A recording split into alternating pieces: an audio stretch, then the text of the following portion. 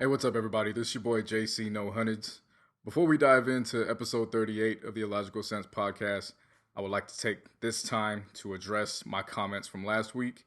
After review of the episode, I want to give a sincere apology to those who I may have offended with my lack of proper judgment in the comments that I used during our segment for 13 Reasons Why. Shouldn't have gone that far, and definitely will be better in how I address things moving forward. And in addition to that, if you are a listener going through some tough times or need some help, seek out the help. Please do that. On that note, let's get into the show. Yak, yak, yak.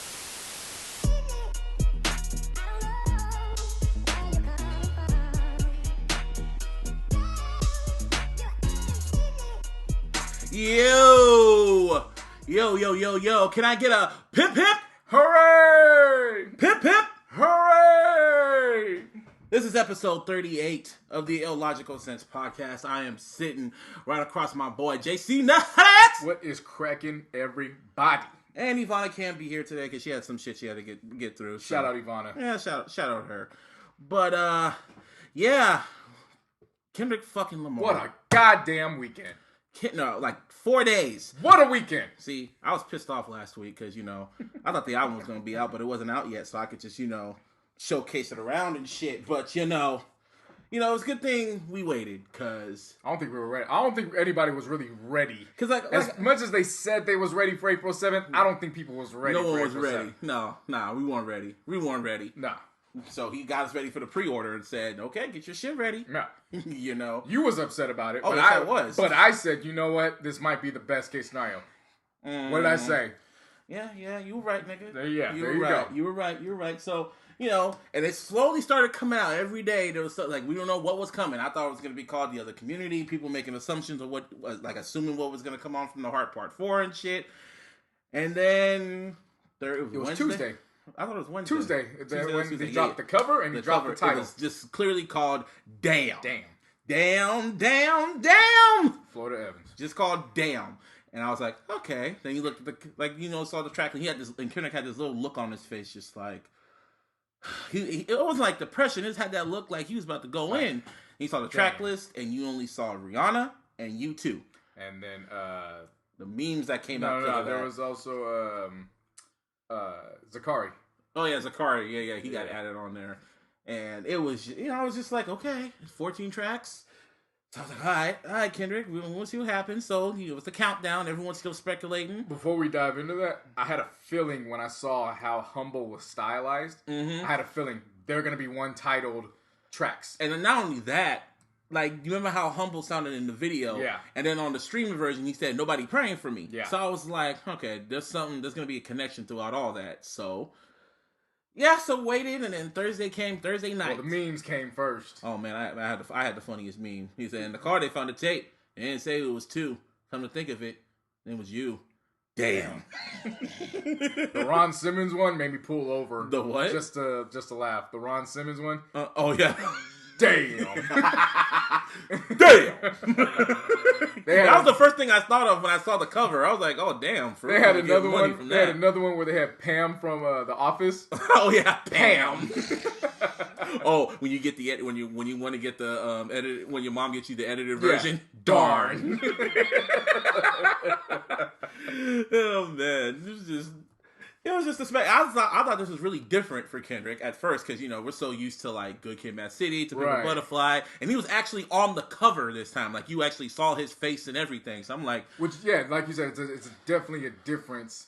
If you go back to... Hell, it's the first time we've seen him since the Kendrick Lamar EP. Yeah.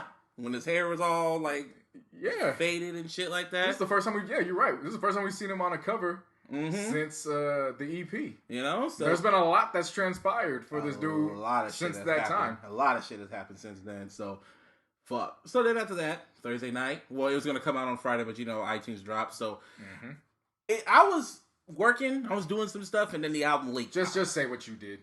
You was working. Yeah, I was working. And then it got to about 7:55, and you told them, all right, bye. And you just went to the back. And you didn't come back out until it was time to close. No, when it leaked, I was trying to purposely stay off Twitter because I knew what was happening. Oh, you're talking about the leak? The leak, yes. Okay, yeah, because you hit me with the leak. You're like, hey, it leaked. And I was like, and? What's that got to do with me? Literally, when I started work, it leaked. So I hit up Yo from DJ Booth. Shout out Yo, man. Yeah. Yo worked his ass off this weekend to get these think pieces up. Yo, no, shout out, bro. Because he said he was with it. He was at a family function, and I said, your family don't matter right now. You better get your ass home. Your links in your DMs, and he was like, I just walked in. So then, I went on my lunch, and I'm asking everyone, like, yo, how did he three-peat? Everyone's just like, yes, this nigga's crazy. Duckworth is crazy. I was just like, oh.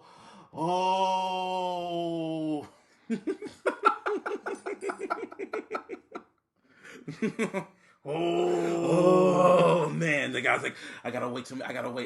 So then I found some way to listen to it when I was at work, and I put my headphones in, and then my earphones were on fire. It was burning. Man, I would have gotten fired that night because first track. We might as well just dive into this shit. It started off with Blood, which is something we're used to. If you think about it, with Kendrick albums, yeah, we're used to intros like this. Mm-hmm. So to hear it, it's like maybe he didn't go that far off from what he's done in the past. Yeah, like it's just a nice sense of familiarity. Mm-hmm. And so you feel, because again, like you said, the album cover, you're thinking, okay, this might be a little bit different. Yeah, but to hear that opening, and you're like, okay, and then he starts telling the story. Because you and I talked about this plenty of times. You were just like, okay, where does he go from To Pimp a Butterfly? Like even my boy Lamar, he says after To Pimp a Butterfly, where does he go from here? What do you do? And then you saw the track list and the cover, and then you're like, I think you even told me you listened to DNA. Yeah. Which we'll dive into, and you listen to it and you're like, okay, story time's over. Yes, that's what I thought. At the time, yeah, story time's over. But little did we know, it was a story underneath our fucking nose. Oh, you sneaky motherfucker. You sneaky Duckworth. You are sneaky. You're very sneaky. So, after that, you heard he get shot. Then all you heard... All you heard was... I got loyalty inside my DNA. Yeah, man. So... I'm hearing this. I'm laying in the bed at the time. You were laying in bed? Yeah, I got my power beats on. I'm not half-assing this. It's an experience because I don't know what to expect. Yeah. And so I play it as soon as it kicks in. Oh no, you talking about the second half of the song? No, we're talking about the first half first. Oh, okay. The first half I popped up because now I'm like, you woke up like the Undertaker. Yeah. You pop and you start bobbing. You going up and down like, okay, for sure. Like this is where it hits. And then it kicks. You have the the Fox News? Yeah, the asshole on Fox News. Who Gerardo. This shit kicked in and I jumped out the bed. Bro, no, when I heard that part, I walked away. I was just like, like I had this face. Yeah. It was just like, yeah. Oh my god, and he was just hitting you, just like. Oh no, he was going for it. He wasn't going for a knockout.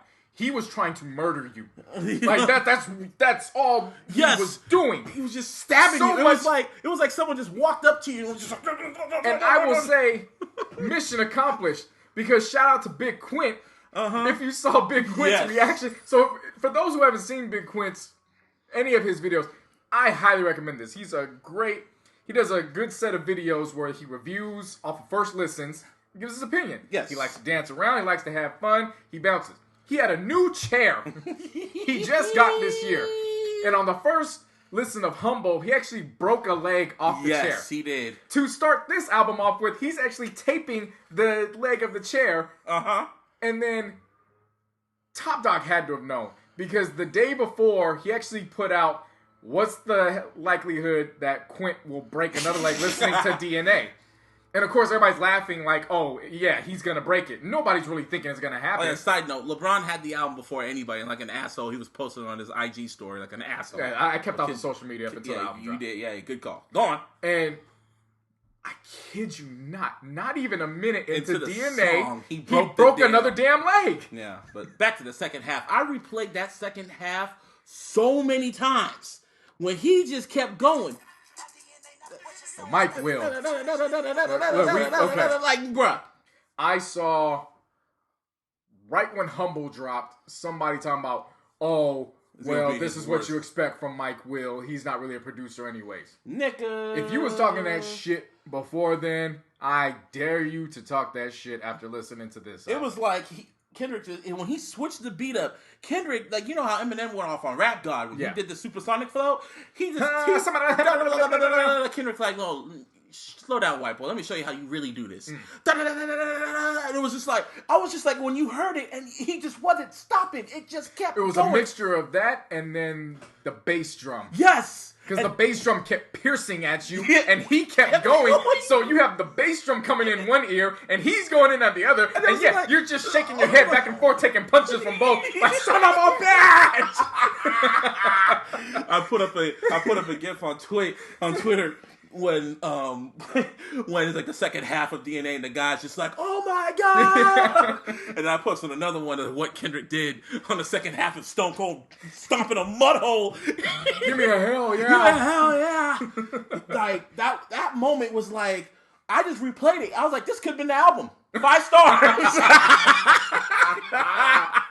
This is the album. This is it, album of the year, and the Grammy for best rap album, Blood for 2 tracks. At the end of DNA, so I was walking one night. But the DNA, it just got you. So then, after that, you go right into Y'all. Yeah, and it kind of was like a good Y'all brings you back down. It was like, okay, it was like, you like that shit, did you? Which is okay. So this is one thing I love about. Okay, I love the song Y'all. Yeah, very intellectual, very colorful. You see what's going on. Mm-hmm. One thing I love about Kendrick as an artist, he knows when to pull back. Yes. You're never too high past a song or 2 at the most. Mm-hmm. And usually he's able to do that because he does switch ups in songs. So there's no need to do it for another track. So I love Y'all just because, like you said, it's just a way to be like, okay. Woo! Let me catch my breath. Because on the first listen, I didn't even know Y'all was playing in the background. I was just like, okay, let me calm down. Yeah, all right, let's figure this out. And then you're vibing with it, and you're like, all right, cool. And then it goes right into Element. Fucking what's his name? All of a sudden you hear Capri come out of nowhere. I heard this, and I thought I had the damn leak. Yeah. I was like, oh shit, wait. So you looked at Apple Music. And then, no, because I looked at it and I was like, wait a minute, I bought this damn album and it just showed my pre-order is ready. And all you heard was, give a fuck, I don't give a fuck, I don't give a fuck. And we diving into this. Element. Man, you talk about taking shots. That nigga was talking his shit. When he ended that and said, my last album, my last LP, I tried to uplift the black artist, but there's a clear difference between the black artist and a whack artist. I know, but my favorite line, the hook, I slap a pussy ass nigga, I'm gonna make it look sexy. Well, you know what? The only thing that came to my mind was Prince. Prince slapping niggas left and right. I was putting up Michael gifts of him dancing. I thought because he just have a groove to it. It was like a groovy song. Like this was familiar in the sense of his approach. Yeah. But different in the sense of he had more singy song type tracks. Which we're going to get into, you OVO motherfuckers. Uh-oh. But anyway, Element. But you're right. Yeah. Like it's like you couldn't help but groove with it. Like just his cadence. And he had a great balance with the cadence and the rapping. Mm-hmm. So he knew how to bounce back and forth. Yes. For Compton. Man. This man. Yes, nigga, I'm gonna make it look sexy. That song, that is just raw. Doesn't make it look sexy. That's what I think at this point, everybody who was talking about Kendrick don't make hits kind of was getting scared at that point. It was kind of like, okay. Like they had their tweets ready. And then that's the one thing I want to get. Everyone was waiting for him to fuck up. They're waiting for that one chink in his armor. It's like, see, it's not that good. The album isn't that good. But then and I feel like this was the determining factor because it was after Good Kid, Mad City. No, not necessarily that. Just on this album, yes. Element was Element was the one where if you didn't like Element, you weren't gonna like the album because you had 3 tracks that were completely different in how he ripped it, and they were yet at the same time, all 3 were hip hop. So it was you're either gonna like this or you're not. Yep. And judging from Twitter, everybody fucked with it. If anybody was saying they weren't gonna like it, those tweets are forever. They were feeling that shit, which led us right into Feel. Feel to me, I love this song. Yeah, Feel. Yeah, I love Feel because it's. I don't know if you got the feeling, pun not intended. I don't know if you got the feeling, but it just felt like Damn was a whole compilation of Section 80, Good Kid, Mad City, and To Pimp a Butterfly. In the sense of everything he had done up to that point, he pretty much had mastered on this. Yeah. So there were little things that you could say, okay, that sounded like that. Yeah. That sounded like that. Yes. This one took me right back to Pimp a Butterfly. So it was like he didn't necessarily go away 100% from what he did. It was, you know what, let me channel this one more time. Yeah, to really prove my point. Right. To show that, I still deal with that stuff. But because you didn't want me to get into it any deeper, I'm just going to give you a sample of it, and we just going to keep it moving. Right. Because Feel, that's pretty much what Feel was. He was just kind of saying, this is how I feel right now. Feel is some deep shit, dude. Yeah, there's a lot of deep records on here. And the crazy thing is we say this, and we still haven't even fully unlayered the onion. You feel me? You and I still haven't, and you and I are self-admitted hardcore Kendrick fans. Yep. So, much. You know what I'm saying? Like, there's still stuff we still haven't caught yet. Like, people be saying that we're hardcore Kendrick fans. I'm gonna let you know right now, Eminem's my favorite rapper. But we'll get into that later. We're still talking about this album. We'll get into this album. But after Feel, we get into part 1 of what you were talking about just a few minutes ago with OVL. Loyalty with Arbery's Crush. Before we get into that, did you know what this sample? Do you know what the sample is at the beginning? You told me. It's the opening of 24 Karat Magic. Holy shit. Yeah. Oh, let me hear that shit. Yeah. That's the opening played in reverse. Who produced this shit? Soundwave, Dahi, and Terrace Martin. Yeah, DJ Dahi, cold-blooded Soundwave, Terrace Martin, and Top Dog. Holy shit. Those 3 are cold at what they do. Yeah. Not only are they cold, mixed by Ali, who engineers all this shit. Yeah. I think that's something we got to take into account too. Is this team of Kendrick is not just Kendrick. Yes. This is a full-fledged group effort. And even is the Army, better yet the Navy. Exactly. And even though you don't hear not one member of Black Hippie on this album, rest assured, Black Hippie is a part of this album. Oh, yeah, they are. You know what I'm saying? Like, don't take for a second that these cats wasn't in the studio with him at a given point. Yes. For at least something going on with session. Yes, or at least something. Just saying, do it this way. Try it this way. They're a team. You know what I'm saying? They are a team. Right. You know, they actually care about each other, care about what they write about. Say, okay, they'll be honest with each other. That shit's whack, bro. Go in there and do it again. They're blunt with each other, up front, direct. Exactly. You know? Now, back to your point. Now, Loyalties featuring Rihanna. And I want listeners to hear what you're saying because I didn't even catch it until you pointed it out to me Saturday. That he does it. Oh, this is the best song that Drake would have ever released. Not only that, what else did you tell me about regards to the song? Because I didn't even catch the feature until I realized what was going on. Well, what did I say? How Drake is lusting over Rihanna. Kendrick makes a song years ago. Yes. He did it. Like, he always does all these songs with Rihanna. Like, Take Care was the song Take Care. Arguably, it's alright. And then there was What's My Name? It's a pop record, but Rihanna made that. Then you had I'm Too Good For You on Views. That's a good record. I'm like, it's typical Drake, Rihanna, and Work, of course. But this song, whatever reason, it just worked. It just worked. It worked. Like Kendrick wrote like a verse for Rihanna and she rapped over it and that shit like that. I was expecting her to sing. I mean, she did. And then midway in his verse, she takes over. I had another Thiz face. Yeah. Because she spit.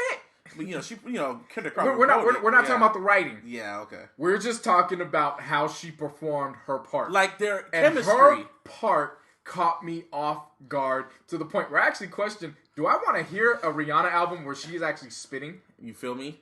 And she was spitting, and she was telling, like, she was keeping it real. Like, her and Kendrick's chemistry was just on point. And also, when I first heard this, I was like, yeah, this is gonna be a hit. Oh man, this is gonna be a hit, man. As soon as I sent that shit to Ivana after, I was like, as soon as I heard it, I was like, yeah, you're gonna like this shit, because she was always, well, not here, but she was always saying that she doesn't make, like, Kendrick doesn't make songs for, like what Drake is. It's not too aggressive. Right. This song was not aggressive. No, and the vocals in between the hook, that's DJ Dahi. Mm-hmm. I said I'm getting and I'm fired up. Man. Loyalty. Just like, that song's you're gonna hear a lot. And this is for all you niggas that said that Kendrick don't have hit records. Oh, he got hit records. This is gonna be you're gonna hear a lot of hits for the next summer. You think this review of the album's bad? As y'all can tell, this is a TDE episode. This is a Kendrick episode. This is important for the culture. For the goddamn culture. So after Loyalty, it goes right into Pride. Which, I didn't like this at first. Not necessarily didn't like. It just took a while to get into it. Yeah. Past the intro. The intro I heard and I loved it. Uh-huh. And then it took a while to get into it as far as the production goes. Yeah. But once you were able to groove with it and then hear what he was saying. Yeah. Then it was, all right. And shout out to Steve Lacy. Right. Who made this shit from his fucking iPhone. GarageBand. From GarageBand. I don't know that was possible. Man. But I keep seeing GarageBand on my phone. I'm like, what the fuck's this doing on my phone? Can we record our podcast on this shit? Like, what the Probably. fuck? Probably shit. But Pride was one of the tracks you gotta be in the mood to listen to. It's an album track. Not only do you gotta be in the mood for it, but for it. It's just like I said when Humble came out. Because this is the track that precedes Humble. Yep. I said it.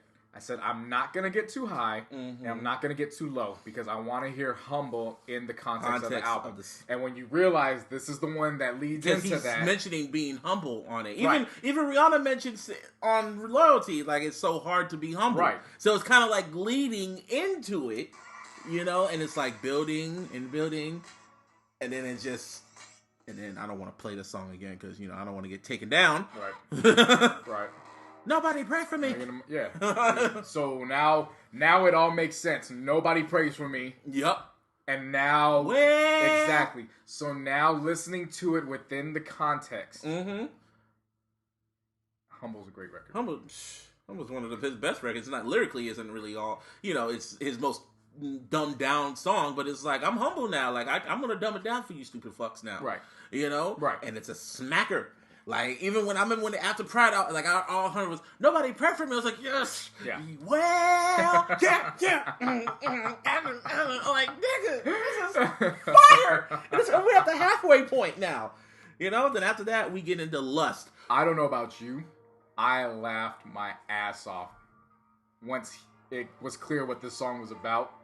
And it got, let me put the head in. I laughed my ass off. Bruh, this reminded me of She Lives in My Lap. Yeah. From Under 3000. You're not the only one that said it. Shout out to my boy Connor. Connor tweeted me that last night during his performance. And he said, that gives me that same vibe. It pretty much sounded the same kind. If you would, I'm just waiting for someone to do a mashup of She Lives in My Lap and Lust. Yeah. Because it's the same concept, and it's the same... And Kendrick was spitting on it, of course. He was really, really spitting on it. There's heavy content. It's not... what meets the eye either. Mm-hmm. Like a lot of these, and then it finally, about this time, that's when it dawned on me, these titles are not just titles, they're themes. Yes. And so... almost like seasons. Right, so some of these, like I said, when we said... seasons, kind of like what a certain rapper tried to do. Come on, man. We're not there yet. Come on, man. But in going through what he was saying, yes, this one's more straightforward. Mm-hmm. But at the same time, it's not still straightforward. Yeah. There's still a lot of stuff you still have to go back and find. Mm-hmm. Because he's not only... like, you hear it, let me put the head in, you're like, okay, I know where this is going. Mm-hmm. And all of a sudden, you just listen to the verses, and you're like, wait. Is he really talking about sex? What's he talking about? Right. And then not only does it break down from, let me put the head in, but then he switches up from female perspective. Yeah. Call your man, cuss his ass out. Yep. Help girls get ready to go shake your ass, whatever. Yep. To inquire the lust. Yes. And then after Lust, we get into the next hit record. If he decides to push it. At the moment, this is my favorite record off Love. I would have never thought a song like this would come from Kendrick Lamar. It was love. Yeah, when I first heard this song, I mean, I kind of did because I knew from the beginning he can make these type of songs if he really feels like it. When I say certain rappers do shit when they feel like it, he could make these type of songs. You're right. I won't say that I didn't necessarily expect it from him. I will say that I wasn't expecting him to go that route and actually do it. Yeah. There's certain, like, you're right. Certain artists do whatever they want to do. Mm-hmm. But in past time, you don't really hear it. Like, even in his smooth records, it wasn't this intimate. Yeah. Poetic Justice is an intimate track. Mm-hmm. But when he did Poetic Justice, I still stand by it. He sounded trapped in that song. Yeah. Like, he didn't sound comfortable. Yeah. And it was necessary that Drake provided a verse because that was Drake's lane. Yeah. So it made it, I don't want to say believable, but yeah. The content went through. Mm-hmm. So in hearing this, people are going to be pissed off at me when I say it, but oh well. Who gives a fuck? Oh well. Oh the fuck well.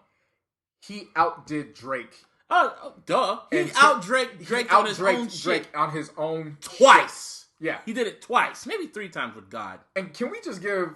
Is it Zachary or Zachary? Zachary, something like that. Can we just give him some love, man? Like, for real? This is like the 3rd time I've heard him on a TDE album. What was from Isaiah Rashad and then Ab-Soul. Oh, yeah. Like, this, he fits comfortably with these guys. I want to be with you. Yeah. That's going to be a hit. Oh, yeah. Like, if he it's loyalty and love, and it's just like, oh, damn, this like, I'm going to get into that. Shout out to him, and then shout out to Teddy Walton, too. For those who don't know, there's this cat, and shout out to June. June is a rapper out of Memphis, Tennessee.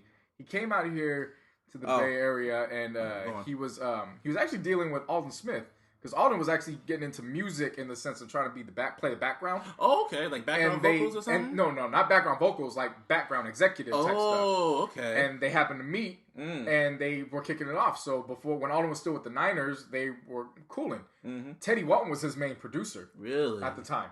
So.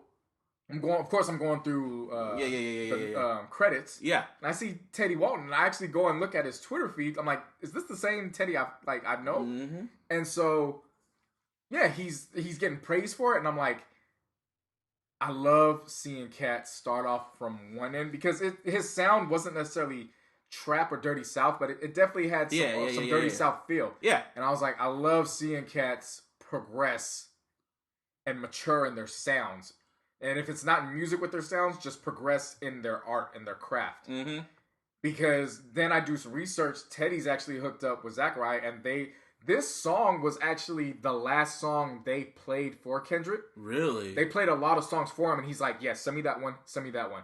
And Zachary said in an interview, they played this as the last one, and he got really quiet.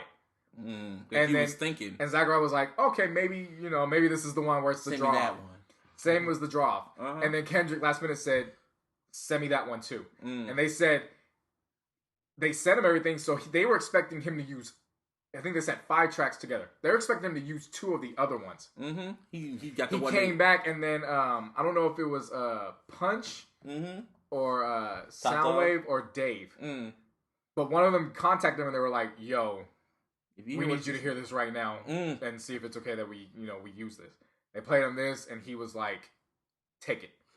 And another producer that you went over is Craig Kirsten. Yes. Yeah. Now, if y'all don't know who Craig Kirsten is, y'all should do your research, because the last record, he produced one record of the year. And you know what that record was? Adele's Hello. Mm-hmm. And he co-produced this. So, if they push this record... It's going to move. And if you're anti-Kendrick, you're going to have to hear this all fucking summer. Yep. Loyalty and love. Those double ones. You're going to hear loyalty, love, and hump. Oh, my God. So, Again, this goes back to Pimp a Butterfly, because it seemed like you and I and a select few who we interacted with on Twitter were like the lone sheep, and we could play this over and over. I don't understand people that said that it was difficult to get into. I don't understand that when the album was straightforward. To Pimp a Butterfly was straightforward. It was very straightforward, and he explained it even towards the end. It's like Inception. When everyone tells me Inception was hard to understand, I'm like, How is it hard to understand? They explain everything. If you have a brain and you pay attention, but this is called the illogical sense. Yeah. We try to make illogic sense to you stupid motherfuckers. Yeah. So to Pimp a Butterfly, people didn't like that because you had to think, and niggas don't like thinking. So what Kendrick did with Damn, he didn't, he made y'all think for a little bit, but he had the right type of music and the right type of raps for y'all to fucking digest it quickly. And I will continue saying this until my final breath on this earth. Music, to me, is an art. Yes. Art is supposed to make you think. It's supposed to make you feel. And it's supposed to make you progress. Mm-hmm. You're not going to be the same after certain things in your life. Exactly. To Pimp a Butterfly was one of those moments in my life where I remember exactly where I was when I said, this is going to be the inspiration for me to get my shit together. Yeah. You know what I'm saying? Because I can listen to Pimp a Butterfly anytime. If I'm in a mood, I will turn on to Pimp a Butterfly, and by the end of the album, I'm going to be like, okay, I got to get going. Right. You know? Right. And so, to hear these, because I mean, at this point, we're about to be on Triple X next. At this point, we're what? We're probably about 2/3 into the album. 2/3. Yeah. There's like 4 tracks left. And by the time you get to this, honestly, you're ready to taunt people on social media. Oh, yes. Like, seriously, at this point, you're like, so he can't make a hit? I remember somebody saying, yeah, Kendrick makes great albums, but he wouldn't even have a greatest hits album if he dropped one. And I was like, we're going to get to that part. We're going to get to that later. So I said, really? We're going to get to that. But at this point, I will not lie. I will not try to make it seem like I was strictly focused on the album. No. I was listening, and at the same time, I had tweets ready to go. He's just in your mind. Yeah. Just like, yeah. I was like, just let this man connect 2 more times out of these last 4 songs. I just need 2 more connections, and then it's over for you. And then Triple X. The one featuring U2. So I remember everyone was kind of skeptical. Well, they were skeptical because they saw U2. Right. And they'll think this is going to be, live band U2, Bono, it's a beautiful day. Like all that U2. But I trust Kendrick because somebody said Drake is a better all-around artist. Kendrick Lamar is an artist. So I trust everything he does. So if U2's on it, he can have motherfucking... He can have Cher on this shit. And it would work. Why? Because he stopped there. Get Tim McGraw. Shit, Garth Brooks. Get Garth Brooks. Motherfucker, get Kobe to rap again. I see Kobe on the track list. I'm like, yo, let's do it. Get Willie Nelson. You know what I'm saying? Why stop there? Don't just keep it to earth. Go up and go get E.T. Have him put his finger on the goddamn mic. I'm sure something will come out there. I'll still be ready for it. And it will make sense. Exactly. Because he's not of this world. Because he's that damn good. Word to Hunter Hearst Helmsley. But Triple X. It starts off slow. So we're just sitting there like, okay, I knew it was going somewhere. Because I know how he is. Like, this is going to go somewhere. Right, yeah. And then all of a sudden... And then you hear it. And it just... You hear that, and it shifts all the way to 1989 NWA. Yes. It kind of reminded me of Mad City, because it was just going, like, let somebody touch my niece, and touch my brother, touch my... I was like, and then the part where he's saying, I will blast him and throw the hater on his back, like, bitch, I did that. Like, whoa. Yeah, at that point, then you realize what he's saying in this song. Yeah. Which is, a friend calls him, my son was just murdered. Yeah. What do I do? And everybody... This feeds into this theme of nobody's praying for me, but everybody comes to me for my problems, for their problems. Yeah, so I was like, honestly, I'll shoot that nigga. Exactly, shoot that nigga right in front. I'll go to the cops. Like, yeah, I did it. But yo, let me get off the phone with you. I got to speak at this convention. All right, man. Let's speak about gun control. Exactly. Like, damn, man. You said pray for me. Damn. And that was like one of those moments. Like, should I laugh at this or should I just be kind of? To me, it was just one of those moments where you just have to step back and say, he is human. Yep, You know what I'm saying? Because it's not just, it's entertainers as a whole. It's not just musicians. It's athletes. Uh-huh. I wouldn't call a political speaker an entertainer, but I mean, you're just in the public eye. Yeah. So we'll say people in the public eye. You have entertainers, athletes, public speakers. Mm-hmm. You could even go into political, that area. Yeah. at some point they become so larger than life to us where we forget they're human beings like us. Mm-hmm. So in hearing this, it was, he's human. He exactly is human. I mean, yeah, pretty much. You know what I'm saying? Like he's human, and I love that about him. And then speaking of human, you go right into the highlight. One of the highlights of this song, of the album is Fear. Man, let me tell you about now. Fear. Let's talk about Fear. Shout out to the Alchemist. I told you, when we had the chance to talk, because we didn't talk for a while. Oh yeah, we just waited till the next day to talk. I told you, ain't this about a bitch? We heard Fear and didn't realize we were hearing Fear. Yeah, we heard instrumental when we heard the Heart 4. Talk about how this is those layers to how deep this is. Okay, so this is where the layers come in. Speak on it. When we heard this production in the Heart Part 4, it was when he literally snapped. I'm shutting your punk ass, you know what I'm saying? Scared little bitch. Like he just snapped, and he's like, he's talking to somebody, which we all, it's either like he was Drake or he's Big Sean. He was striking fear into somebody. So now, and then it switched. Then it switched really quickly. So now we get back to this, where he's talking about fear in 3 stages of his life. When he's 7 years old, when he's 17 years old, and when he's 27. So the layer in this is that I'm not moved by fear anymore. But I bet you are. Let me poke my ear. Let me poke my head out real quick and see it. Yeah. Let's see what you do. Ass. Yeah. And scare your ass from this shit. Exactly. And how he did it was wonderful. 7 years old. Getting punked by his mom. Everybody's number one fear got to be their mama. Exactly. 17 years old. That verse sounded so hopeless. Yeah, it did. And it wasn't by accident that he delivered that way. It was to remind people that those growing up in the inner city really just want to make it to the next day. They can't fathom.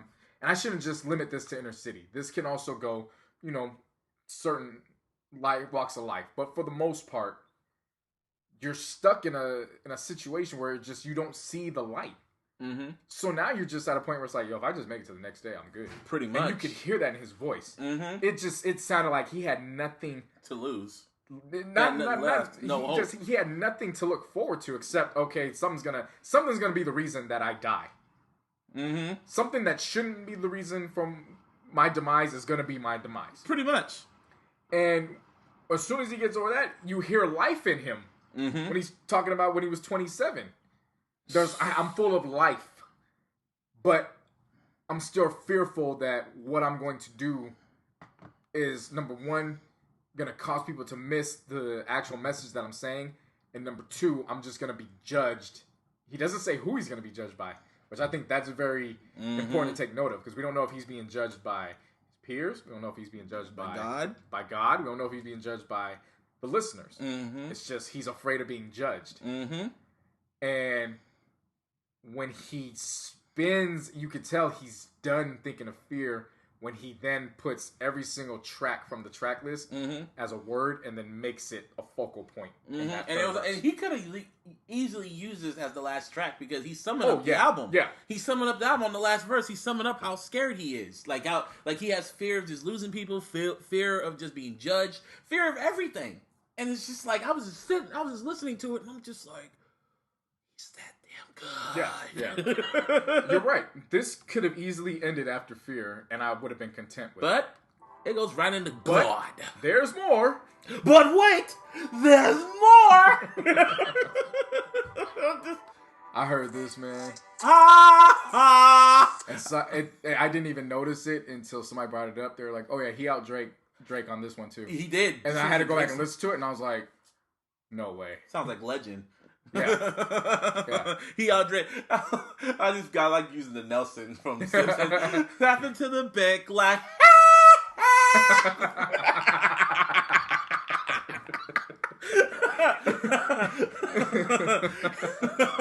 Yeah, that song. It was like at this point, it was just like, this is what I was like. It was like that moment in Notorious in the movie where Biggie with the guy who played Biggie. Where he's just like, I made it. I did it. Greatest. Yeah, that's pretty much what it was. I agree. I'm the greatest. I'm not thinking about that until you just said that. Yeah, I just thought of it too. Hey, too sweet, motherfucker. Hell yeah. Hell yeah. It was at that point I just sat there. I was like doing what I was doing. I was like, he did it. Damn good. He did it. He's that damn good. And not only it wasn't even he did it. It was more so he fucking did it again. It's not so much 4 times. It's not 3 times. It is 4 times. 4 times if you count Section 80. You must count. And here's why. I'll get into this because we got one more. We have probably the most important track. The most important track of this because it ties everything. You thought Fear tied it all together. Shout out to Ninth Wonder. Ninth Wonder. Kid Capri on one track. Bruh. And it wasn't Ninth Wonder with other producers. Well, I guess he had Beckham. But he kind of just added right to it. But it was Ninth Wonder. He said he went in his secret stash.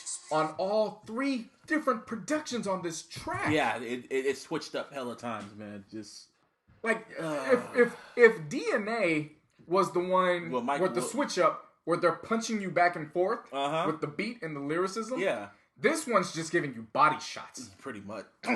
Like just when you think you can take it again, you get another one to the kidney. But this was a story track.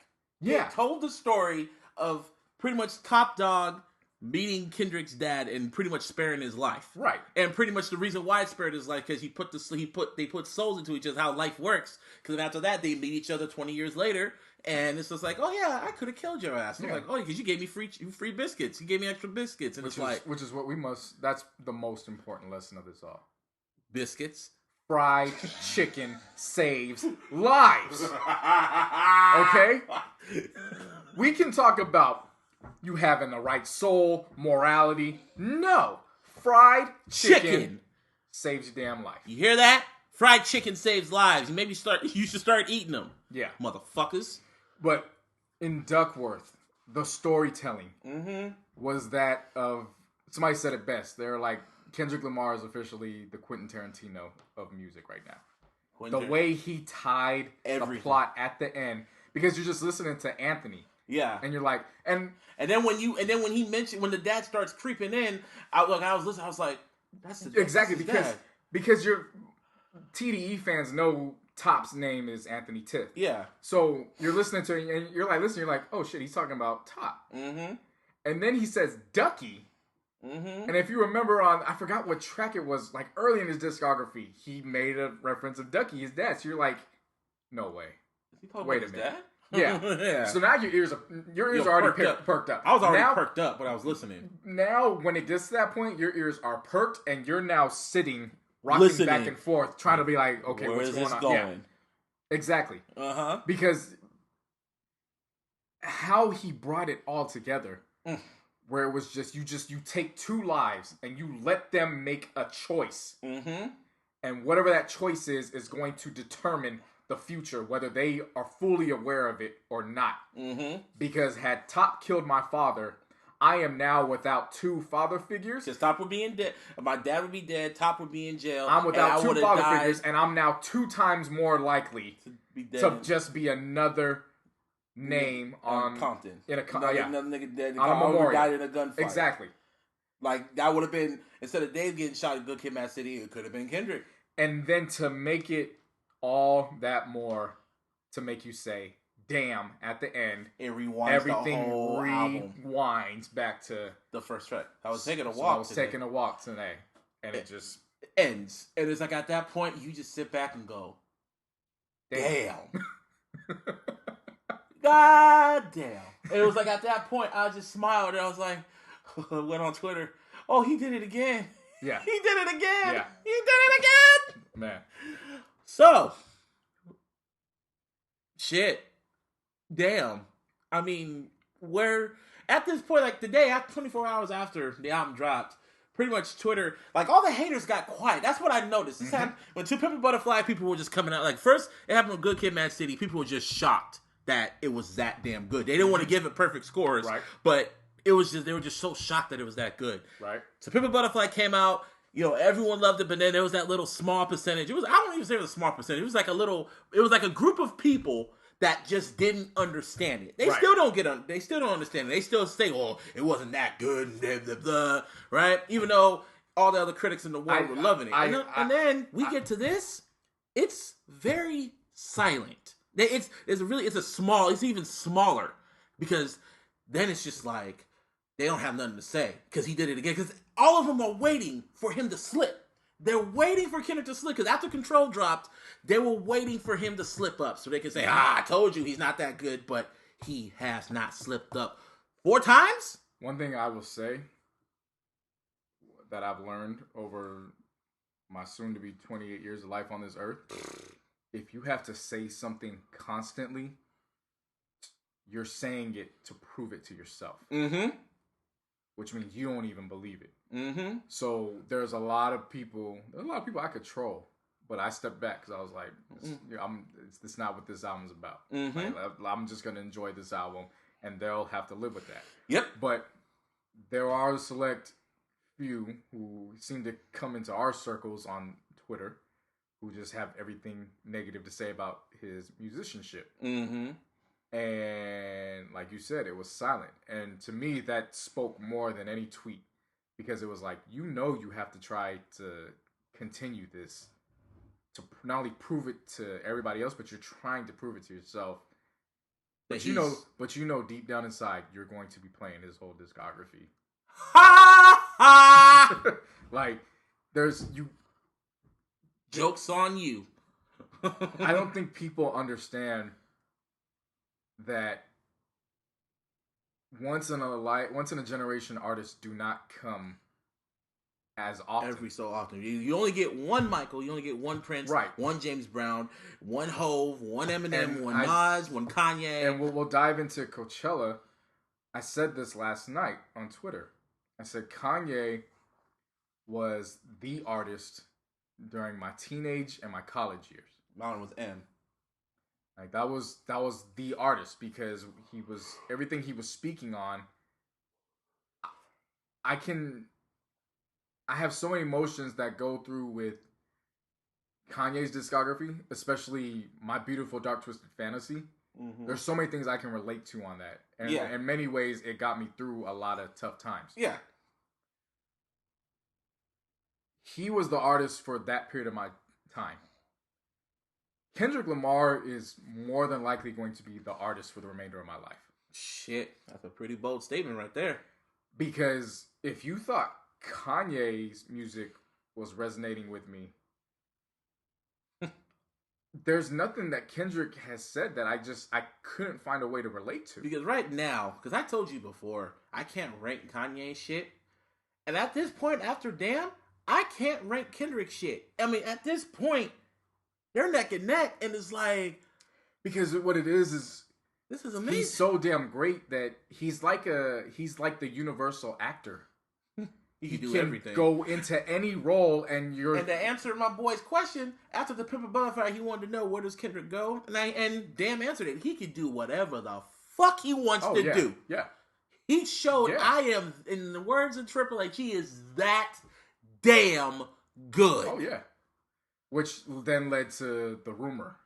Oh, God, bro. You were trying to convince me, and then I was almost convinced, but then logic came, and, And the rumor was, at the time, there was another album that was supposed to drop Sunday, and it was supposed to tie together, because in this album, he dies, and the next album was supposed to be his resurrection, and it was supposed to... It would have dropped on Easter and all this other shit. Right. On some Machiavelli shit. Right. Which is great in context, but again, the more and more we talk about it, I was like, he put way too much into Damn for it to share spotlight with something else. It was another album. Now, as I say that, I probably say that, and the next thing you know, at midnight... he dies. We're still trying to digest this shit, man. He just performed a good show. As far as his discography goes, I've said this... I don't even want to. We'll save this for a few more segments from now. Let's get into Coachella. Coachella. Now, Beyonce was supposed to headline, but then after Damn dropped and everyone was... Well, she was supposed to headline, and then Jay-Z was like, ha, watch me thrust. No. Hold on. You gotta do that laugh. Yeah. You gotta do that laugh. You want that? Watch me thrust. Now she got 2.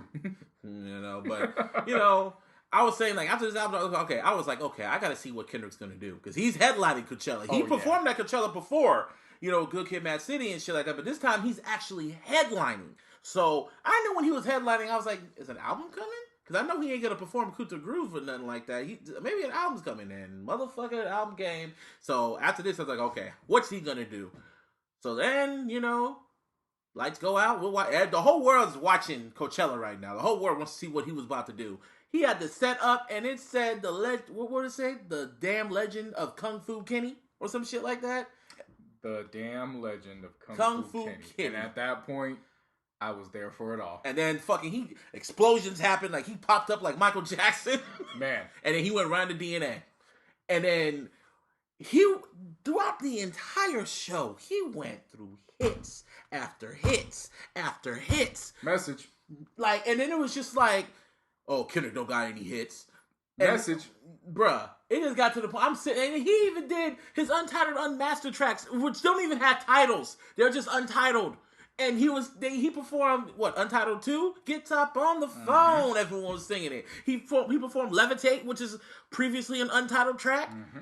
And it was just like, these are just throwaways. These are the songs he was working on that he could have won a Grammy off of if he really felt like it.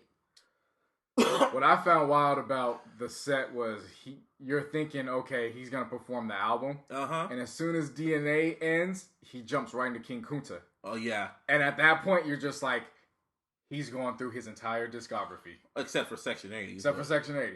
Yeah. But even at the end, he made a reference with the high power. Yeah. And then he walked off. But the best part, I'm going to toot my own horn.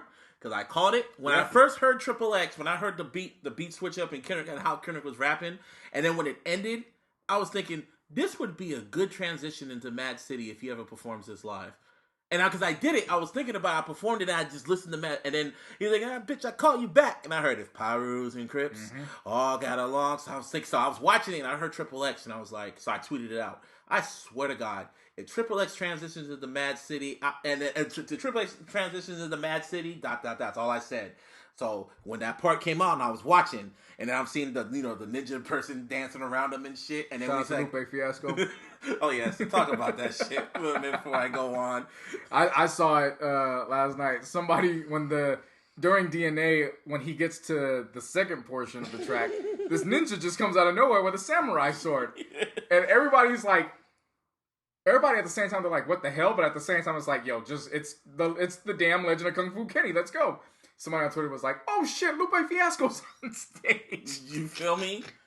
Oh my God. And then Lupe. And then I saw it and I tagged Lupe because I put a picture of him with his sword. Yeah. And I was like, yo, shout out to you. You really got on. Well, Lupe saw it this morning, retweeted, and he was like, yep, that's me. Yep, that's me, by the way. So... Okay, so then Triple X, so then as soon as I heard that call you back, and all of a sudden I heard it's Pyrus and Crips, I got up from my couch.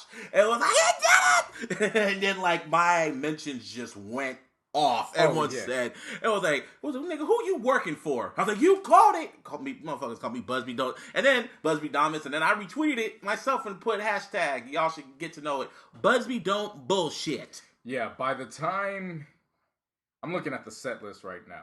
Because I was watching this in bed. Watching on my couch. By the time we got to... I'll just say it. By the time we got to Goosebumps, I was no longer in bed. As soon as I saw Trav walk out, I was like, it's lit. And he hit that falsetto, too. Go. Kendrick got that falsetto. Yeah. And... he has hits, but it's just to hear them... Live. Back to back. Whoever, like the transitions and everything like that, and then and we've seen Kendrick multiple times live. The Groove Sessions was the Groove Sessions was amazing, really fucking amazing. One of the best concert experiences. Somebody on Twitter had said, "Man, I still need to see Kendrick live," and then I went out and tweeted, "I really truly feel sorry for those who haven't seen him live yet, especially for Kunta's Groove Sessions, because that was once that's never gonna happen again." He said it. He said he wanted to do it. He performed To Pimp a Butterfly with a few Good Kid, Mad City tracks. And he said this will be probably the first and last time I performed this album. Exactly. And he meant it. And that was, I mean, we talk about concerts just being an experience. This was probably one of the top experiences of my life. Oh yeah, same here. Just black, white, brown, all types of races, Asian, English predominantly speaking, non-English predominantly speaking. It didn't matter. Everybody, there was. You go to shows and usually somebody's gonna be funking with somebody at some point in the show. Somebody stepped on somebody's shoes. There was nothing of that in this show, at least from what I saw. Not from Everybody came together just to see Kendrick, to listen to this music, and it evoked so much emotion out of everybody. Where it was like you just standing there. People, I mean, I've learned that this is a Bay Area thing. Yeah, weed gets passed around. Nobody cares if you put 5 on it. Nothing. It's like, oh, you seem like you a little short. Take a hit real quick. You know what I'm saying? It was that. It was, you're looking at certain people like, I dare somebody outside this venue to fuck with you because I'm going to step up on you. Pretty much. You know what I'm saying? Like, we was just all together. Everyone was together at that moment.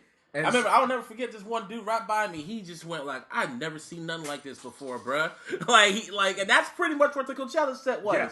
It's like I always said Kanye, from a rap standpoint, Kanye had the best Coachella set because I don't think no one's really topped that. And then after Kendrick shit, like when I was halfway through it, I was like, I haven't been this into a show from a rapper headlining since Kanye. Yep. And people agree with me. This is one step higher. Pretty much like him and Kanye are neck and neck. I put a poll up on Twitter and people said Kendrick because, it probably just happened. But, man, he performed it was just amazing. He put on a show. So then he goes to the Backseat Freestyle, which I remember when Backseat Freestyle first came out. Everyone hated it. And just to see the response years later just brought the biggest smile to my face. Like, yeah. And once again, there was a few haters on Twitter that were trying to talk slick, but they couldn't talk slick. They were ready. I could tell the tweets were ready to go. But they couldn't say nothing because everyone, it's like, in my opinion, they're envious of him because they don't know why everyone likes him. But it's just because he's better than your favorite. Yeah.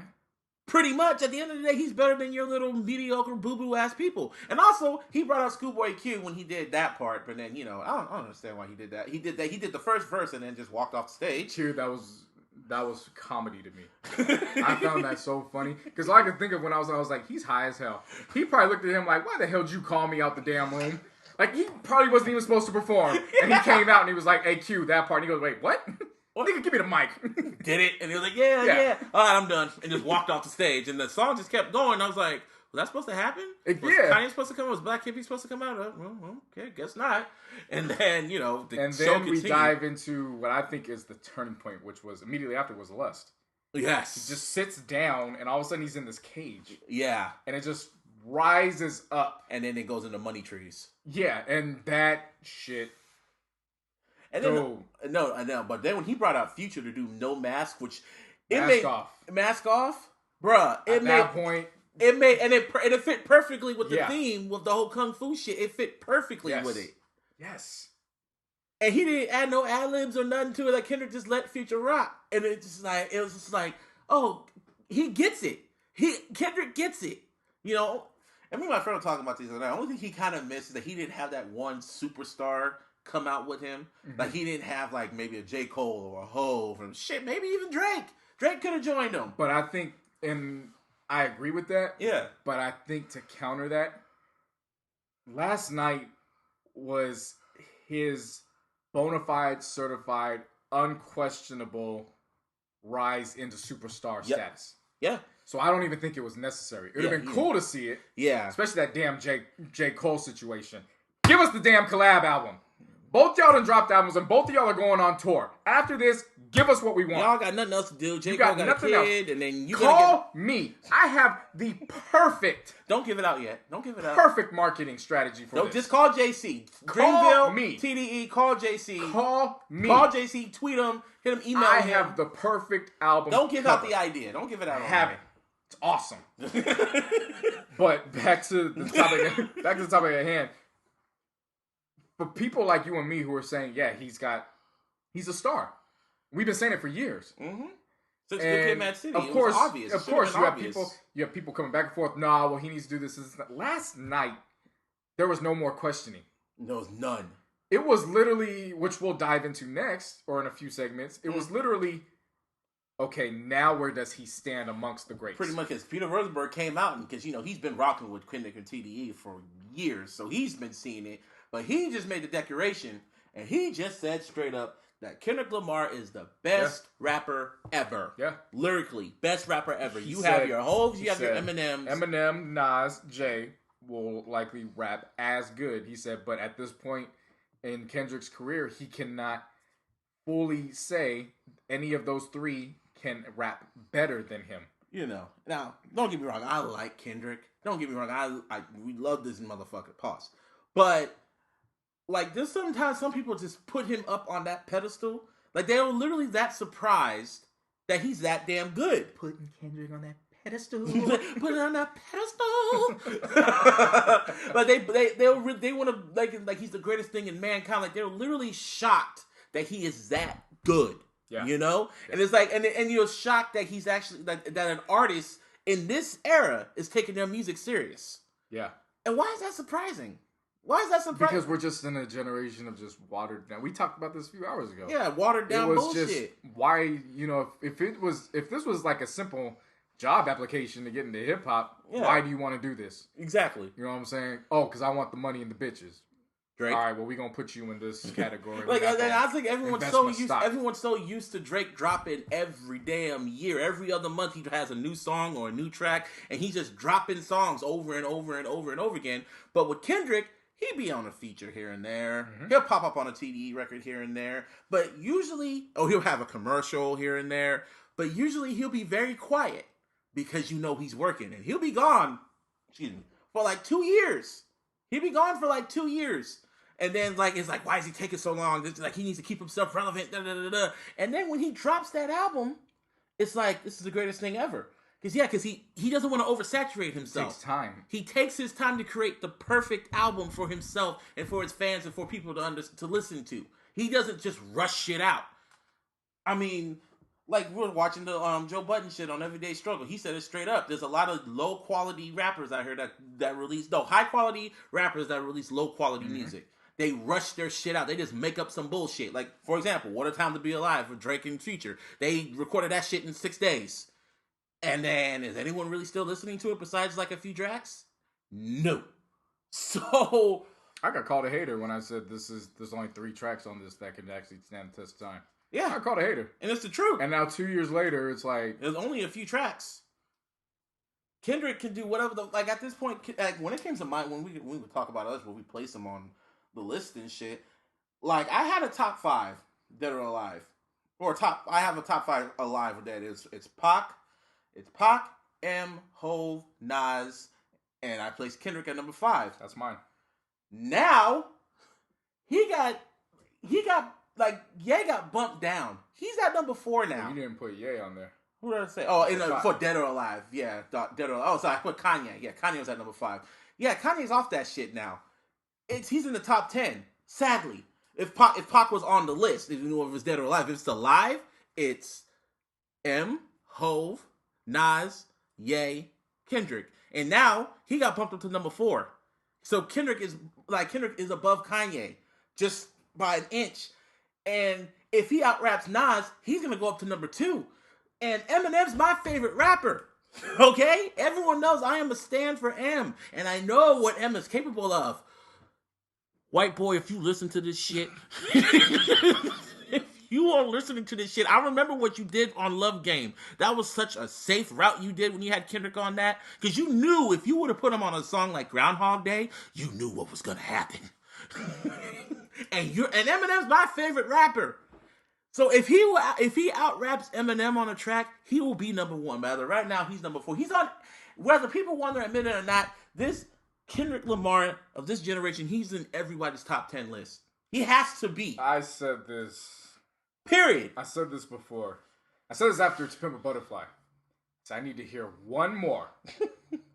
I just need to hear it one more time. And I said, honestly, it doesn't even have to be near a classic. It just has to be something that shakes the room and just solidifies it. Kind of like, I likened it to Vince Carter's dunks in the 2000 dunk contest. Mm-hmm. The last one wasn't necessarily the greatest. Yeah. But the fact his arm was in the damn rim. Yeah. And it was just one of those, yeah. this is me. Get used to it. Pretty much. You know what I'm saying? This is, to me, it was that. It was, I just needed to hear it one more time. And my top 5, I don't do Dead or Alive. I just have a top 5. Yeah. Pac, Nas, Hove, M, Cube. After Damn, Kendrick knocked Cube out. Damn.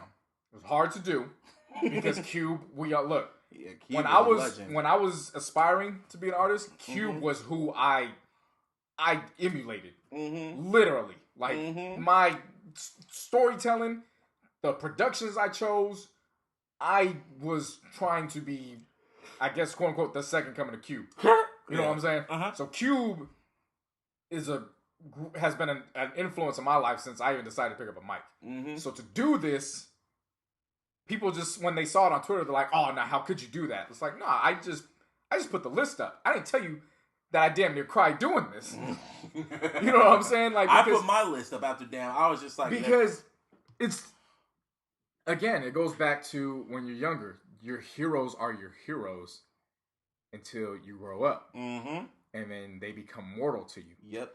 So to me, this wasn't necessarily about Kendrick as much as, shit, my childhood's over. And it's not only that. And it's time. There's no playing the fence. There's no playing bias. About the rappers, besides with the exception of Kanye, M, Hove, and Nas, they all have missed albums. Every single one of them. They at least one point in their career, they have one, like, you know, they misfired on a few albums. You know, nobody can convince me that you can. Okay, well, let's say this. I had a talk with somebody yesterday about this. To me, the Kendrick Lamar EP is like him in high school winning the high school national championship. You know what I'm saying? Like, they're the number one school. They do that. Overly dedicated to me is him doing a one and done, going to college. Gets the number one, maybe even a number 2 seed. Because at the time, honestly, I would still maybe put Friday Night Lights above Overly Dedicated. You know what I'm saying? Oh, yeah. But yet, and still, in looking back on it, for him, Overly Dedicated, he won the national title. He won the national championship, college. Okay. So now he goes to goes to his rookie year. No. I'm sorry. Overly Dedicated was also his senior year in high school. Okay. I'm sorry. When we get to Section 80, to me, that's the national championship in college. Yeah. Like, okay, this kid's for real. Like, there's no reason. Because that was, honestly, if you look at it, that was his only independent album. Yeah, it was. So to me, that was the one and done. Yes. There's nothing more for you to do here. Sign the damn contract and let's go to work. Signed to Aftermath. And that's another thing we forgot to mention. This nigga's on Aftermath. And he's not used one Dre beat. He has not used that one. Dre's been on his albums, but he hasn't gave him one beat. Except for the recipe. Huh? Except for the recipe when he co-produced with Scoop the video. Oh, yeah, he's co-produced. I'm talking about a straight Dre. Oh, yeah, He doesn't need it. No. Dre can just kick back. He hasn't kicked back since M. And so now we get into...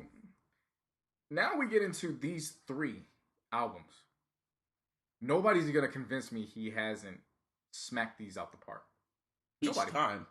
Nobody. Oh, it's just the angle he hit it on. Like, it was good, but it wasn't that good. And there's always that one person they say, it's not that good. Like, especially when there's always that one. There's always that one that wants to say, well, if Ray Allen didn't hit the shot, LeBron wouldn't have won. There's always that one who says that, but then completely ignores the fact that LeBron by himself went on a 10-0 run to get them back into that game for Ray Allen to hit that damn shot. And also, there's always that one or two. Because when Good Kid, Mad City came out, people always give, they said it was a great album, but they gave 4.5 out of 5s. So I was going like, so what track wasn't missing for you? Well, what did you like? They couldn't say it because they don't like perfection. They don't know what perfection is. Good Kid, Mad City was rare. They're like, what is this?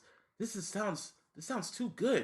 And then To Pimp a Butterfly came out, and they didn't understand it. They didn't understand why. It was either they didn't understand it or they didn't want to understand it because it was pretty, like you said, it was pretty straightforward. You get to the end of the album and it was right there in front of your face.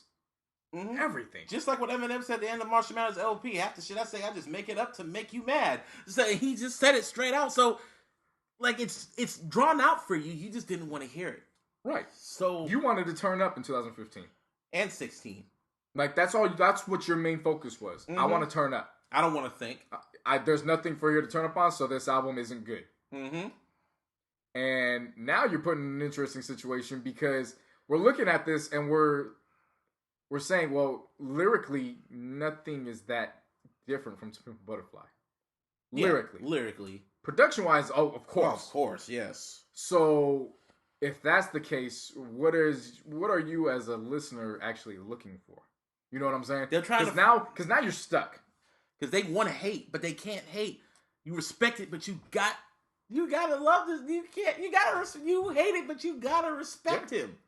He is that damn good. That's the title of this episode. He is that damn good. Yeah. I mean, I like I said, I said it. I said I just need to hear. I need to hear one more to put him in my top 5. He was already after Pimp a Butterfly. He was already in my top 10. And you gotta really think about this. And to Pimp a Butterfly, he wasn't even at his peak yet. No. That was just Pimp a Butterfly is an album you do when you're just like 3 or 4 years in the game and shit, and you want to do something different. He did that on his sophomore major release album. So Pimp a Butterfly, honestly, is an album that you put out when you're ready to call. Yeah, you maybe have one more in you after that, and then you're done. Like that album is like strictly for any other artist. That album is for them. Yeah. Like, okay, I've given you so much material. Let me do something for me for once. Kendrick just said, fuck. But he was like, yo, fuck y'all, man. I'm gonna do my shit. This is what's going on in the world. I don't have time to. This is what's going on in my head right now. I don't have time to feed into what you want. I need to give you what you need. And he gave us what we need. And it's it was the most highly critical album, highest rated album, even though that's why it confuses me so much. Because it is the most critically acclaimed album the culture has produced.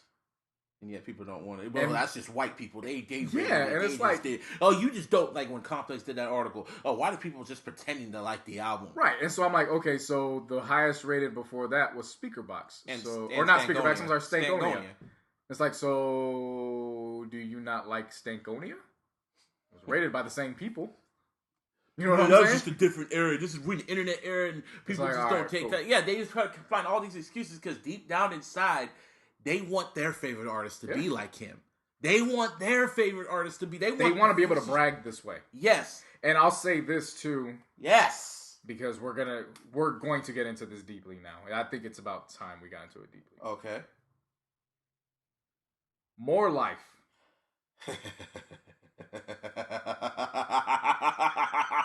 I don't want the sound effect. I just want to laugh. More Life. It's like Lion King. If there were ever a point where you finally cease the Drake versus Kendrick topics, it's More Life and Damn. Damn, yes. This is why. This isn't to say More Life is bad. Mm-hmm. Yeah, I actually played More Life on Saturday. You really did? And I did. I took a break from Damn and I played More Life. Not to compare them. How could you? It wasn't to compare. How could you? It was to go back and listen and say, do I still view this the same way now that the standard has dropped now for our culture? Mm-hmm. I went back and listened. I go, no, it's still a very, very good record. Yeah, really, it is. But I'm going to say this. You notice that the talks about More Life are a hell of a lot different from Damn. Woo, yes. More Life, the topics were, oh, this is going to be good for the spring and summertime playlist. Oh, yeah, the girl's going to be doing all this in the Snapchats. Oh, More Life. Yeah, this is possibly, see, if he just did this for views would have done even better. Yup. We going to Damn. We're not even talking about playlists. We're not talking about social media. We're talking about where this catapults him as far as his legacy is concerned. Where does this put him amongst the greats? From that angle, if you're still trying to fight this argument for Drake, I'm sorry. This if you're not gonna catch on by now, you're never gonna catch on. And again, if anybody's listening to this, when I always bring up Drake all the time comparing to Kendrick, I do it I know exactly what JC's talking about. I just do it just to piss you guys off. Yeah. It's just funny how emotional you guys, and it's always the Drake fans that get mad. Always. Because I am telling the truth. Like, I'm going to break it down even more. I'm going to do it from the albums. Before you break it down. Come on, man. I was in the middle of my thought. One more thing. I recognize our current hip hop trinity.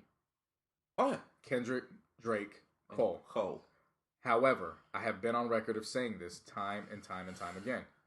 Drake to me is a leaf, a part of the Bell Biv DeVoe branch. Goddamn. That's not to say anything negative, because if you've been listening to this podcast from our origins, you know that New Edition is arguably my favorite group amongst any genre. Yes. So that's not to say anything bad. The point I'm making with that is that they were good to gel R&B and hip hop. Yeah. They had the hip hop elements that made them accepted. Well, I wouldn't even say accepted, because the BBD kind of had a hard time with Poison trying to get it. You know what I'm saying? Yeah. But they merged that. At the same time, I don't recognize Drake in the same light as Kendrick or Cole. I don't. I don't. That should just bump him down. It should just be Kendrick, Cole, and Drake. In that ranking order. Because Drake is in a whole other... Yeah. He's in that... Like, he wants to be pop. I get you. Like, he is pop star. He broke all those fucking records and shit with the sales and all this other crap, which is good. That's good. That's props to you. Somebody had to do it. Someone had to do it. You know, you broke M's, you broke Michael's. You can go more power to you. You know, but at the end of the day, what do you want to be remembered for? Your music or your record sales? Because at this point, we know who we're gonna. I mean, Drake has hits. Of course, he does. But at this point in his career and in his discography, we only look at "Take Care." And So Far Gone. So Far Gone. We put on as like that was him getting on. Yes, you know what I'm saying. But we don't look at So Far Gone the same way as we look at Take Care. When we look at what his classic was, and to dive into that, even though we look at Take Care as that one, we always still look at it as that one that was just short of classic title. And Views was supposed to be that album, and Views flopped. Views musically flopped. Sales wise, marketing wise, everything commercial, it hit. Yeah. But the music itself, hit for the culture, it flopped. It was same old Drake, like I said. But this is the point I'm trying to make, is how Kendrick is always one step ahead of him every time. When I want to take it back to 2015, when did To Pimp a Butterfly drop? 2015. In February... March 20th, March 17th or the 20th, if I'm not mistaken. Yeah. February, Drake dropped If You're Reading This, It's Too Late. A month later, To Pimp a Butterfly dropped. No. Drake dropped that 2014. 2014, If You're Reading This, It's Too Late? It was the same year. I remember. Yes, it was the same year. Because he dropped, the same year he dropped fucking What a Time to Be Alive. You're right. Yes. You're right. I remember that distinctly. Right. So If You're Reading This, Is Too Late dropped, and then To Pimp a Butterfly dropped. 2016, Untitled Unmastered dropped, and then Views dropped. Then this year. We'll take it even a step further. No, let me say this year. Fucking More Life dropped. 3 weeks later. I wouldn't even say 3 weeks later. This shit literally started when the Heart Part 4 dropped. Yeah. So 1 week after that, Heart Part 4, Humble, and then a resting period, and then Damn. So 3 weeks. Because if More Life was, and again, I like More Life. Yes.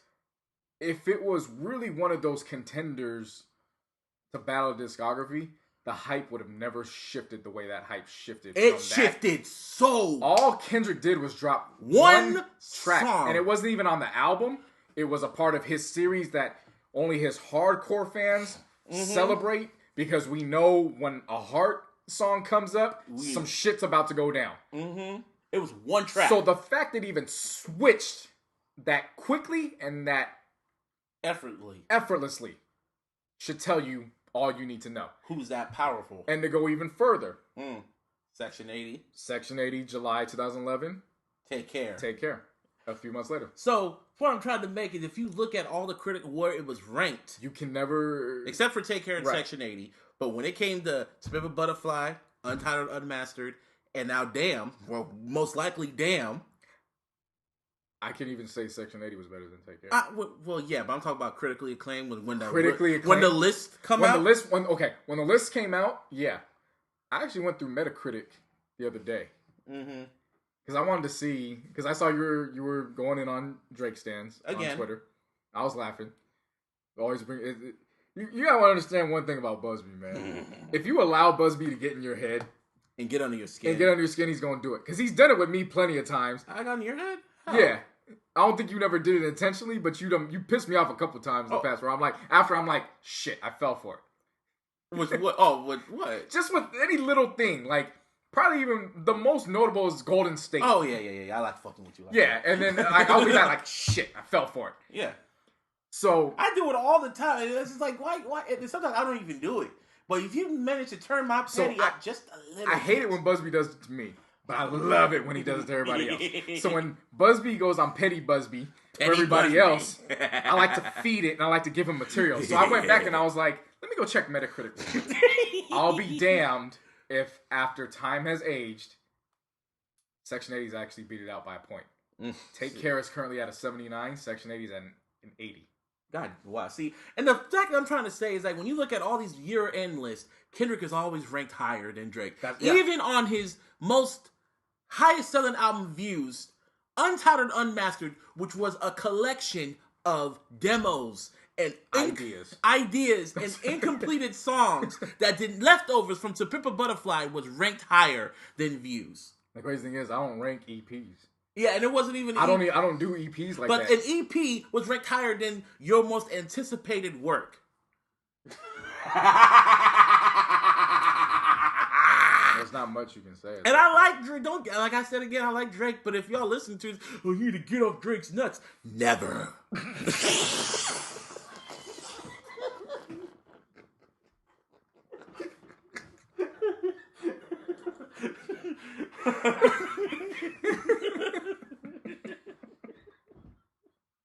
Oh, shit. I came up with that.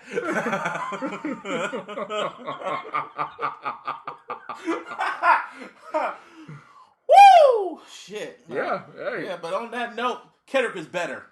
That's what we have to say. There's an hour and 21 minutes. Kendrick Lamar is the best rapper alive. Period. Well, we have to answer one important question. Are we talking Skippy or Jiff? Skippy or Jiff? You say get off. For those who say get off his nuts, and you say never. Is it Skippy or Jiff? Skippy. Damn Skippy. Now, where does this fit in his discography? I can't rank. I told you I can't rank them. I can't rank with him and Kanye. I can't rank their shit because they are so. Kanye and Kendrick have so many different albums for the moods I need to be in. So if I want to listen to a movie, if I want to be in that cinematic feel, I'm gonna listen to Good Kid, Mad City. If I want to think about life and how I can get my shit together, I'm gonna listen to Pimp a Butterfly. If I just want to be like I'm in my dark mood, I just want to say fuck the world, I'm gonna listen to Damn.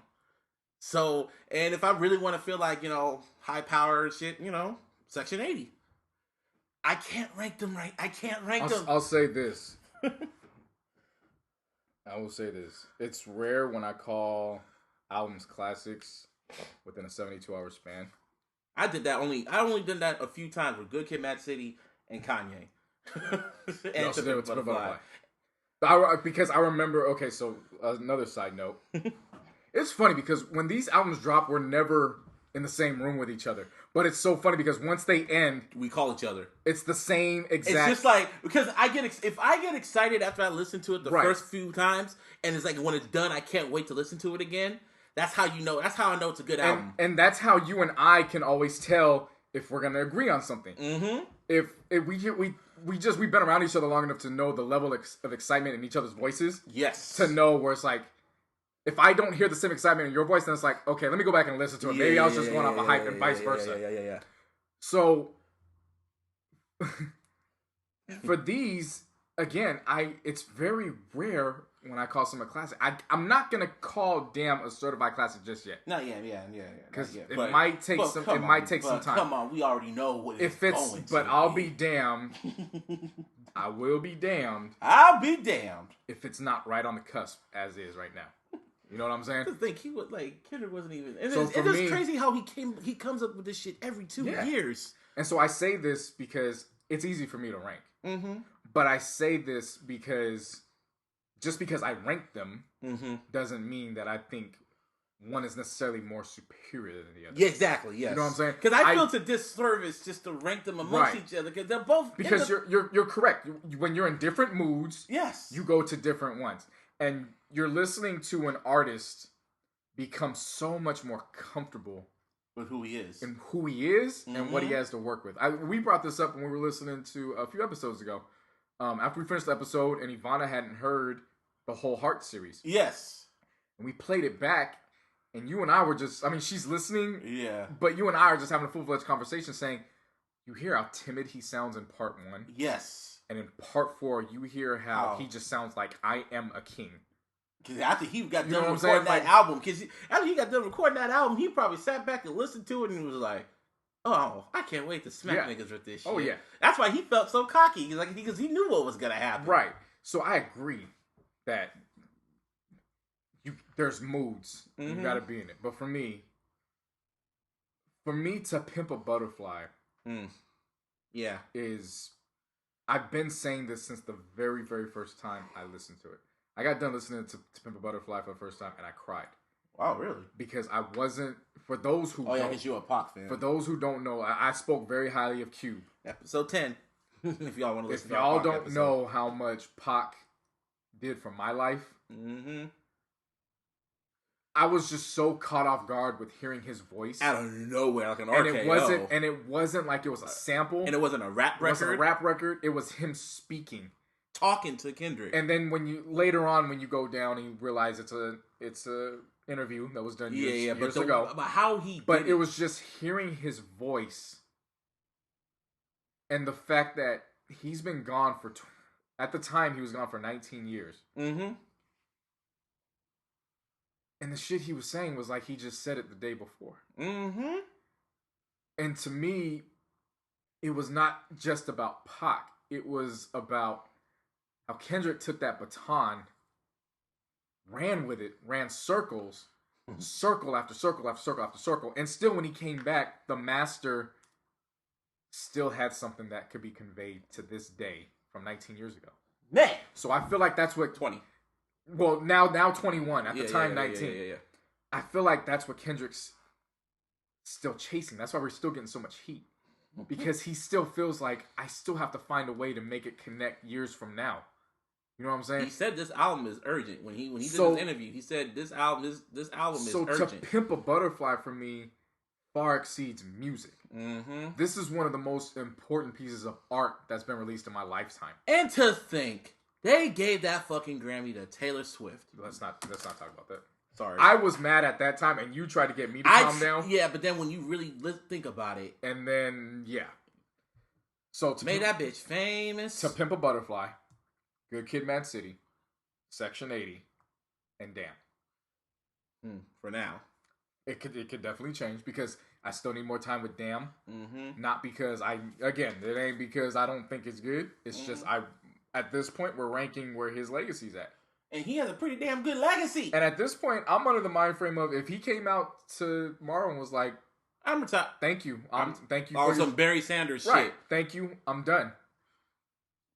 I would have no issue. Yeah, I'd clap it up and I'd be like, okay, give me a year to reflect on everything in your career.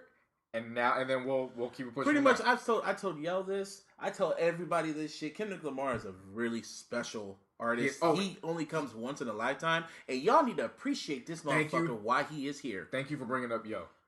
Yo in his shout out DJ Booth. Yo in his what was it, the First Listen article? Oh yeah, he said something that I don't want to use the word trigger because it didn't piss me off, but it triggered. Yeah, an emotion. Like, an emotion that was like, you're absolutely right. He does not give us albums. He gives us experiences. And that's pretty much what it is. Because every Kendrick, I can't even, when I go and listen to a Kendrick album, I can't listen to a single. I can't listen to like one song. Maybe if he once in a while, maybe just to revisit a song. Maybe like a story song, probably like how much a dollar costs. Right. Because that song stands on its own. Or Keisha's song. Or fucking Duckworth. Or Sing About Me. Sing About Me, that's what I was about to say. But if you want to listen to, like, sometimes I listen to a single track and it's like, okay, I gotta go back. I was like, you know what, let me just listen to it's like trying to watch a scene like of your favorite film. Yes. And you're just like, it's not good enough. I gotta go back to the beginning. Mm-hmm. And even his videos are amazing. Kendrick, like right now, he's just, We can talk about this all damn day, but we gotta get ready for see Gucci Man tonight. Gucci. And you said Kendrick ain't powerful enough. Burr. We slapping Gucci all the way up. we slapping Guwap all the way up. I don't think there's people who, if you're not from the South, and again, the South is my second home. I lived out there for a year. I love the South. If you're not from the South, you just won't understand until you experience it. Exactly. This man, Gucci, probably give you about 2 or 3 greatest hits discs worth. You just gotta find them. See, I'm not a Gucci fan like that, but when JC hit me up and said, trying to go to Gucci Man, now first time he ever asked me to go see an artist I don't really care about, it was Travis Scott. And I was just like, I don't really care about Travis Scott. Nah, nigga, you need to go see the shit. I'm gonna outline this before we go, because I feel like people need to understand this, because it's such a great story to tell, and I feel like it's a perfect way to go out without doing the soundtrack. All right. Busby had got me tickets for NXT. Yes. For WrestleMania when it was here. Yep. And he hit me and he said, "No questions asked. Yep. You're going. You don't have to pay me back. Yep. But you're going." Yep. And again, I got out of wrestling, but it's wrestling. And you were low key watching when we were at right. we're watching the network. So I'm like, cool. I'm like, let's go. So he owed me one. Okay. And so the end of the year comes around, and this is after Rodeo dropped. And so he announces he's going on tour.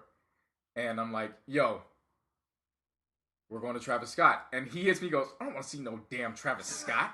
What the hell I want to go see him for? I was like, no. First I was like, yeah, I don't know. No, you're like, yeah, the album's all right. I don't want to go see no damn Travis Scott. Yeah. And then I pulled out the card and I said, remember when you told me? Oh, you motherfucker. So I was like, all right, I'll go.